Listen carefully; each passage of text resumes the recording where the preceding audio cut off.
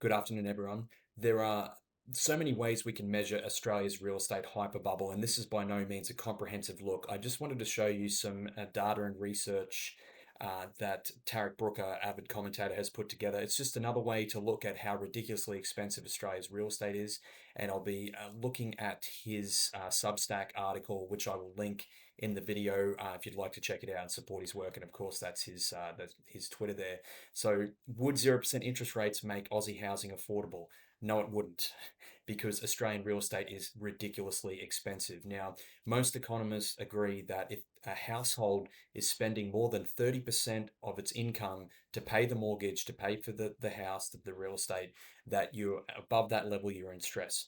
So, what this first graph looks at, and I understand it's a little bit hard to read some of the numbers here, but looking at the median home price versus the median household income, where would interest rates need to be to make those payments affordable, i.e., 30% or less of household income? In Sydney, if you lowered the interest rates to 0%, so not just the RBA going to 0%, but the bank charging you 0% interest on your mortgage and you're just paying principal, the house is still unaffordable. It's too high a percentage of household income. In Melbourne and Brisbane, it's less, it's about 0.5%. Adelaide, 0% as well, and Perth, 1.18%. So even if the RBA cut interest rates to zero, like they did during COVID, about 0.1%, houses would still be ridiculously unaffordable because mortgage rates at that time were around 2%. Secondly, if we assume that the RBA is going to cut interest rates by 2%, so they just cut interest rates yesterday, but if they cut interest rates 8 more times, that's 8 times a 2% cut.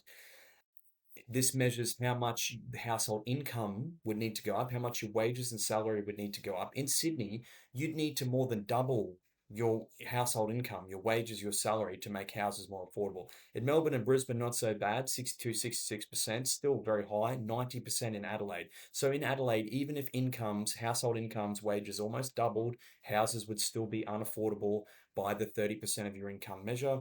And then, of course, if we assume that the last rate cutting cycle, which was about 3%, was done, still in Sydney, you would need to increase household income by 115%, would need to more than double. So, relative to our incomes, Australian real estate is ridiculously unaffordable. And even with 8, 9, 10, 11 interest rate cuts from the Reserve Bank of Australia, it would still be unaffordable. The things the government is doing are terrible. The way to make houses more affordable is to let the prices come down. We need to stop inflation, leave interest rates high, let houses come down in price. That's how you make them more affordable. And of course, that will never be done.